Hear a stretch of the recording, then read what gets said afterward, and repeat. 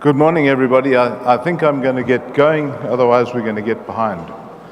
I'd like to start by thanking the organizing committee for inviting me to talk at this event, but I'm not so sure that I want to thank them for the topic they've given me. It's really a complex issue, and I started off by thinking, it's going to be quite simple, but there's so many dimensions of lameness in broilers that it was particularly difficult to prepare for. So what I'm going to talk about today is this whole issue of lameness, and when one starts looking in the literature, you'll see it's called leg problems, leg weakness, leg disorders, and lameness are all terms that are used interchangeably. It is probably true to say that lameness is less of an issue than it was a decade ago, principally because the genotypes have changed. But I think we probably underestimate it. And I found some very recent information that says that between 20 and 30% of all European broiler flocks suffer from some form of lameness.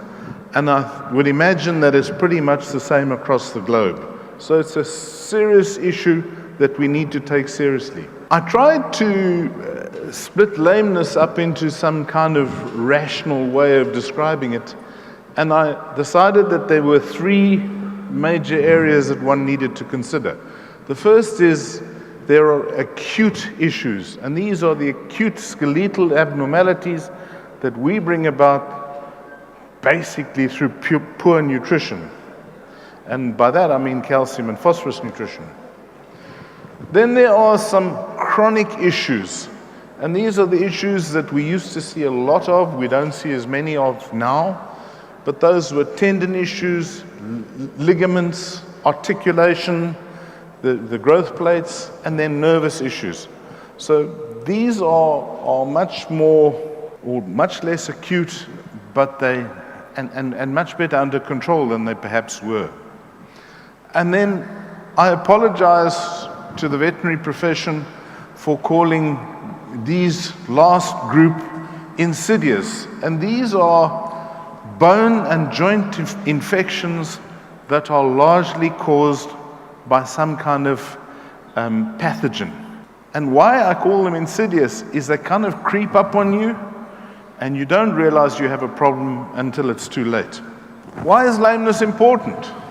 The first thing is, from a welfare point of view, if you create pain in a bird, you have a welfare issue.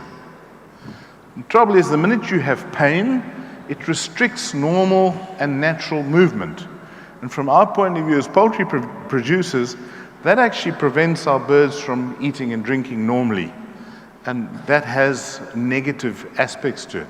If birds go off their legs, which is exactly what happens during lameness, it has a direct impact on the product quality. So we get a lot of breast blisters, scratches, and inflammation of the carcass. These lead to downgrades or consumers who do not like what they see when they purchase our product.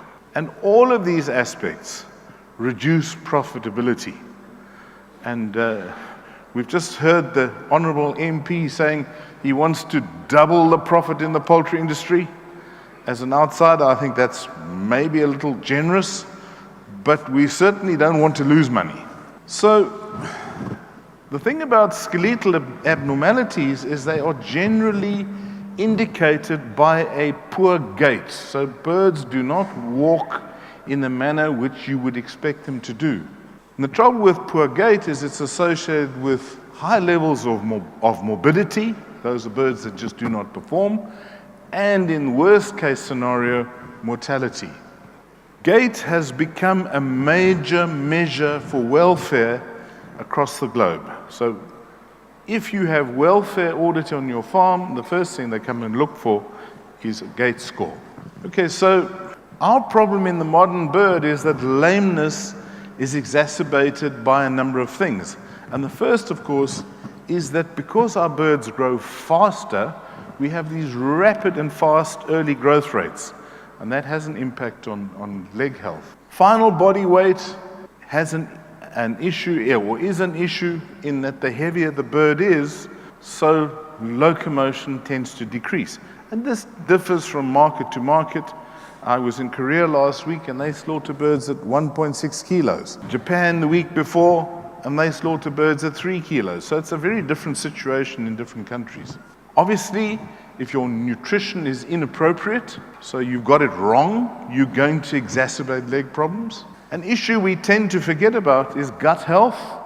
If you have a poor gut health or a gut health issue on a farm, you are definitely going to have an impact on lameness.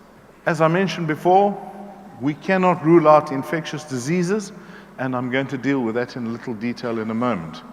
And then, like everything in the poultry industry, if you have poor management practices on farms, you are going to see more lameness. So in order to resolve the issue, we need to look at this problem in a holistic manner. What I'm going to talk about in this particular talk, because time is limited, is nutrition and feed-induced lameness rather than all the other aspects. Let's have a little bit of a starting point by looking at our modern genotypes. We know that they have shorter and shorter growing cycles. What this means is that that skeleton has to carry more and more weight at an earlier age. And the thing we often forget is that the gait of our birds has changed, and I'm going to show you what I mean in a moment. I want to tell you, though, that our primary breeding companies, and there are only 2 of them, have done a remarkable job at reducing leg abnormalities. The first thing I want to do is show you the world's most overused slide. This is from Martin Zaytoff, just showing you how the broiler chicken has developed. And I don't want to go into a lot of detail, but what I want to show you is that the bird, the 1957 bird at 56 days of age, and my guess is I can't show you with a pointer, is the bird on the bottom left-hand side. When she walks, she trips down the house a bit like a ramp model. She minces along. This guy on the bottom here, at 4.2 kilos at 56 days of age, he is like a sumo wrestler. He waddles along. So 20 years ago, the gait issue had everything to do with knees. Currently, the gait issue largely has to do with hip. So everything has changed thanks to the genotype. When I tell you that the breeding companies have done an amazing job at reducing leg abnormalities, this is data from Aviagen, and you can see the blue dots on the slide were the period from 1992 to 2006, how through using a lexoscope, they were able to reduce the number of leg abnormalities in the population. Significantly, in 2008, they got a new and better machine. And guess what? They carried on reducing leg abnormalities in their birds. This is the good news, is that the birds are better than they ever were before. It's probably worth just reviewing what the skeleton requires in terms of nutrition.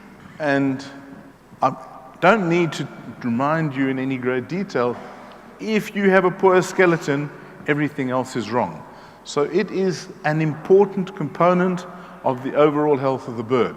Part of skeletal development is cartilage development, and we can't ever forget that. So we require a robust skeleton, not only so that the birds perform well on farm, but so that when we process those birds in the processing plant, we get product of acceptable quality.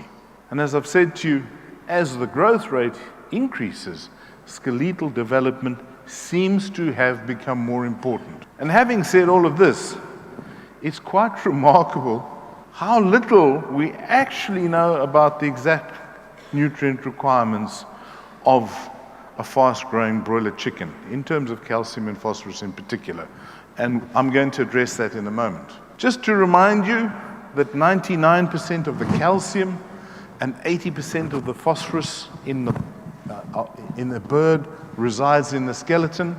And when you do tibial ash, about 30% of that ash is actually phosphorus. We all know that calcium and phosphorus interact with each other, both before, during, and after absorption. And mostly, it's a case of high calcium level inhibiting the uptake of phosphorus, but the opposite does occur as well. We need to bear in mind that vitamin D is essential because it maintains the complex balance between calcium and phosphorus, and particularly the metalloprotein carrier that is involved with the absorption of these two minerals. Skeletal development begins some 12 days before the egg is laid. In other words, the egg of the broiler chick, because that is when nutrient deposition begins in the yolk. So we've got to look at this thing in terms of its entire production cycle.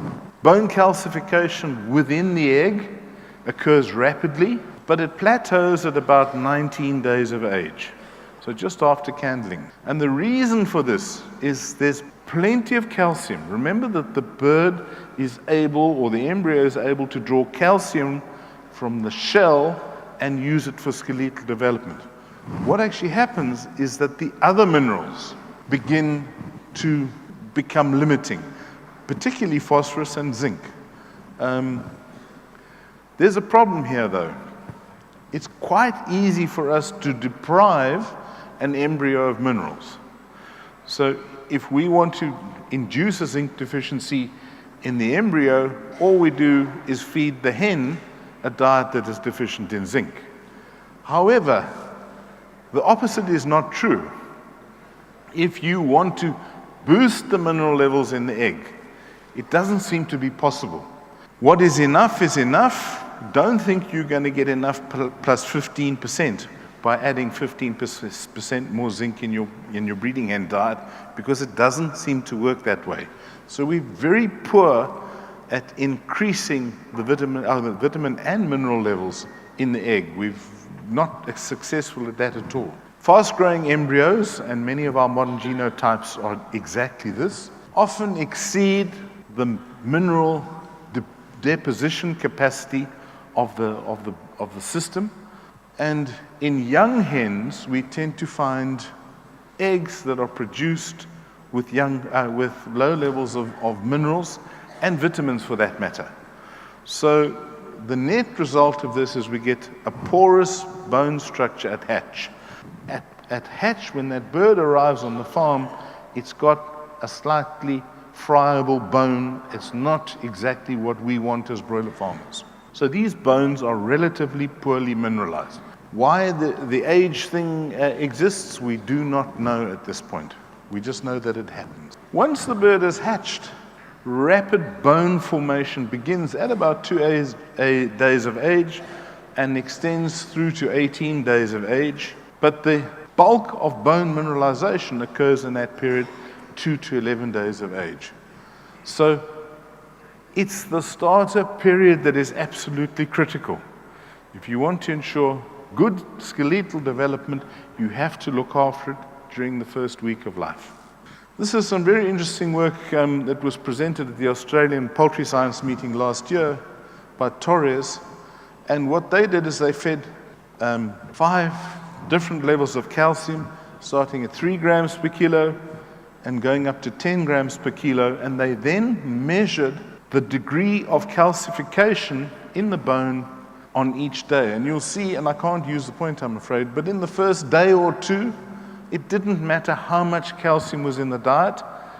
No true bone calcification took place. But if one moves to the right-hand side of this table, you'll see that there wasn't a significant difference between 8 and 10 grams of calcium in the diet. So during the first period, you probably need at least 8 grams per kilo of calcium. Some data published by Rosalina Angel, who measured the degree of mineralization in the bones of broilers. And you can see here that in the first 10 days, about 28% of the mineralization occurred. It doesn't sound like very much. But if you look at what happens at 48 days, we just slightly over 33%. So you can see from commercial broiler production point of view, the vast majority of the crucial mineralization occurs in that first 10-day period. So we need to bear that in mind when we start designing diets. Okay, so then along came this most amazing product called phytase. And what we found is that phytase changes just about everything we thought we knew about calcium and phosphorus. It does a whole lot of things. Most importantly, it increases the apparent retention of calcium and phosphorus in the broiler. Our understanding about exactly how this all occurs is far from complete, although there is a lot of research being carried out in this area at the moment. What we do know is that our requirements differ depending on whether we're measuring bone mineralization or whether we're measuring growth and feed conversion ratio. Tend to find we need slightly more calcium and phosphorus for bone mineralization than we do for growth. The other thing we know, that if we feed calcium levels that are too high, two things happen. The first is we actually depress feed intake and thus performance. And the second thing we know is if we have high calcium levels in the diet, we suppress the phytase enzyme activity. So these are factors that need to be borne in mind. I'm afraid that the timer clock is also not working here, so if, Mr. Chairman, if I'm running over time, please wave at me. Are you waving at me? All right. There was an excellent review article conducted by Faridi in France, who looked at diets with and without phytase at different calcium and phosphorus levels. And to our left are the phosphorus levels in the diet, and along the bottom line are the calcium levels. And what I wanted to show you, in cases where there was no phytase, they had, at best, 44% ash content in the tibia. When we start to add phytase to the diet, and I've just chosen a random value, 7 grams of calcium and 4 grams of phosphorus, can you see that we've got 60% ash in our bone minerals? So a little bit of phytase makes a phenomenal difference to skeletal development. Okay? Phenomenal difference. The good news for bad nutritionists is this hides many of your mistakes. I said to you that calcium depresses feed intake. This is some work from Korea. And what they did is they fed different levels of calcium in the diet, 4, 5, 6, 7, 8, and 9 grams per kilo. I'm not going to go into it in a lot of detail because you will have access to these slides, but I just want to point out to you that as the calcium level increases, the 35-day weight decreases and the feed conversion ratio gets worse.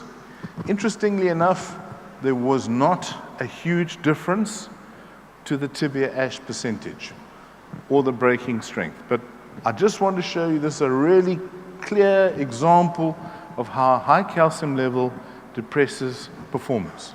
So when we formulate our diets, we need to decide how we're going to do it. And there's some complications in the system. The first is our system of measurements are not interchangeable, but there are many of them, all right? And this confuses myself and many other nutritionists. Digestibility is what we're really interested in. It is true that we can measure the non-phytate phosphorus in the diet. It's a straightforward technique, but it's a really poor indicator of our digestibility. And this is some data from Ravi Ravindran, and he shows the non-phytate phosphorus level in the left-hand column there. So monocalcium phosphorus is 100% non-phytate phosphorus, but it's only 85% digestible. If one looks at soybean meal, it's 33% non-digestible phosphorus, but it is 80% digestible. So you have huge differences between non-phytate phosphorus, the chemical measure, and the biological measure. As you know, we use phytase in pretty much all our broiler diets. And we know that the efficacy is dependent upon a number of things. The first is the type and the dose of phytase that we use. Second is the level of substrate, the level of phytate phosphorus in the diet. Third is the time that we have available for the enzyme to work. And I'm not going to belabor this, but we do know that young birds utilize phytase, or we have a much greater efficacy of phytase in young birds than we do in older birds. And by young birds, I mean in the first week to 10 days. I just want to remind you that phytase is a very a simple process if you understand it. It's a rate-limiting reaction, which means that the reaction slows down as the amount of substrate declines. But there's an issue, and that is in broilers, this only occurs in the acidic environment of the gizzard and proventriculus, and we've got about 35 minutes. The original natufos, or 3-phytase, gave us this kind of a result. If we feed high calcium levels, you can see it has quite a negative impact. If we were to go to a better quality phytase, the second generation 6-phytases, you can see you do better still. But really, the secret is double your dose of phytase, and you have this huge impact on the performance of this enzyme. So whatever you do, think about doubling your phytase levels. There are many different phytases on the market, and I'm not going to go through the slide other than to say it was published independently at Texas A&M University, and there are 4 different products there, and I want to tell you that there are very, very few differences, if at all, between the different products.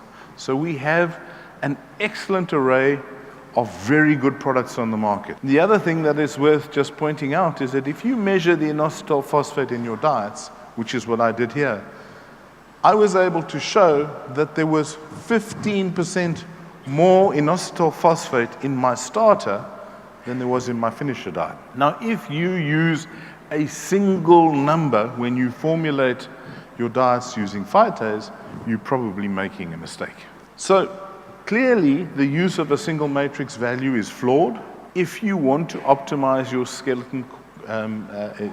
your skeletal development.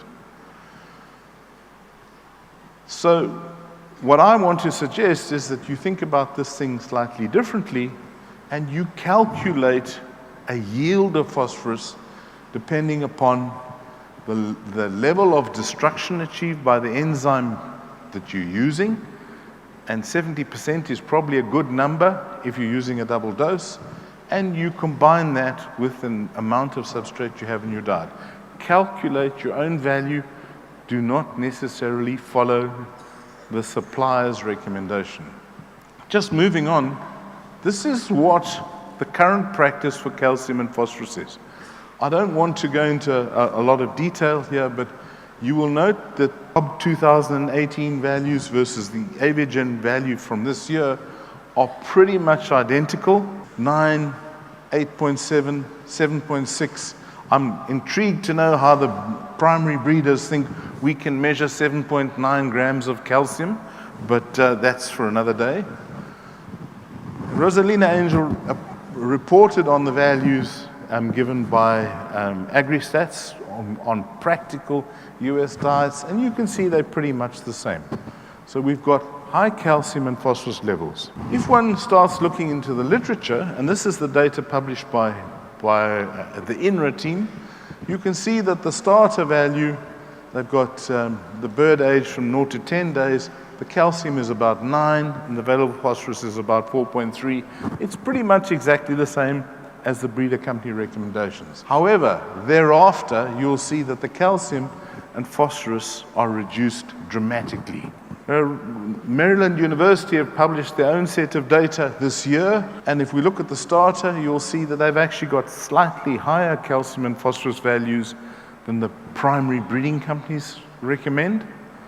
I'm not saying this is necessarily a bad thing, but I would point out to you how the calcium and phosphorus reduces towards older birds. And this is where the majority of your very expensive phosphorus is used. So the bottom line is look after the birds in the first week and then think about saving money as the birds get older. You can't ignore protein and energy when one looks at carcass quality or skeletal quality. And I'm not going to talk about the lameness that is induced by vitamins and minerals that all the classic textbooks talk about. These are well-described pathologies. And if you follow the primary breeder guidelines and use good premixes, you should probably not see these issues. So I want to end off by just talking about some management and feeding issues. And the first thing is, as we've already said, the development of broilers begins during incubation. And there's some problems if you don't incubate properly. You have poorly reabsorbed yolk sacs, you have smaller intestinal organs, but most importantly, you have a reduction in calcification of the skeleton. So if you overheat your birds in the incubator, your eggs in the incubator, you're likely to pick up leg problems later in life. Brooding is really important. Anything you do that is bad in brooding reduces feed intake and reduces physical activity. And these two things have a negative impact on not only gut health, but also bone, cartilage, and tendon development. Just from a feed management point of view, we all know that early access to feed and water stimulates the development of the gastrointestinal tract and the bird. We also know that if we feed high protein diets, we stimulate intestinal development. These are key to normal development. But we want to have good gut development so that we can have a good microbiota and prevent invasion by harmful bacteria. And this is a key component of gut health.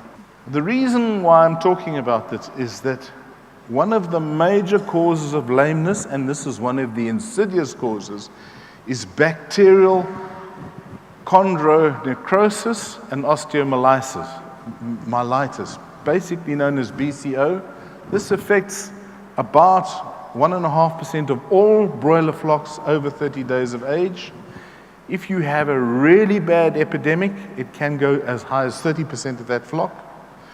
But the issue here is that in order to prevent this, we require strong growth plates and articular surfaces. This is the cartilage. And if we can enhance the collagen cross-linking, we have lower incidences of these microfractures, and these microfractures are what get infected by various bacteria and cause leg problems. These pathogens penetrate the gut, and they reach susceptible growth plates via the blood. And once they're there, we have osteochondrosis. We see this particularly in the proximal, femoral, and tibial growth plates. So this is the dreaded femoral necrosis we see. And we also see it in the thoracic vertebrae. So if you, as a nutritionist, can ensure good gut health, you are going to help prevent or limit this condition from occurring. If you have a malabsorption brought about by poor gut health, you are going to aid or induce rickets and the osteoporosis of the proximal femur. And then there's the other issue, that is if you have poor litter quality, you have flushing and wet litter. Now what I didn't realize is how important wet litter was, because if you've got wet litter, you've got footing instability, and the minute you've got footing instability, you have trauma to your growth plates, and it exacerbates the whole lameness issue. So the minute birds can't stand properly, they get contact dermatitis, and I read a negative emotional state and a fear of human beings. So whether that's true or not, I don't know, but it sounded good. So I want to end with a couple of quick take-home messages. Remember that both profit and the welfare status of your birds are addressed through lameness. If you can reduce your lameness, you will improve on both of these areas. It is a multifactorial problem. There's not a silver bullet. You're not going to fix it by doing one thing. The whole issue is not helped by modern practice, rapidly growing broilers at high stocking densities. So sound farm management is required. Okay? Absolutely critical that we ensure good early skeletal development, and particularly in the first 7 days of life. And in order to do this, we need to use phytase correctly, and I would suggest that you consider using a double or a triple dose, because that is when phytase works its best. And then use a well-formulated premix. It doesn't cost very much in the big picture, particularly during the starter phase. It's really important to avoid any form of gut health issue, and we have really good motivation to address the issue of lameness and the impact it has on our industry. But it does require a concerted effort by all parties involved. Thank you very much.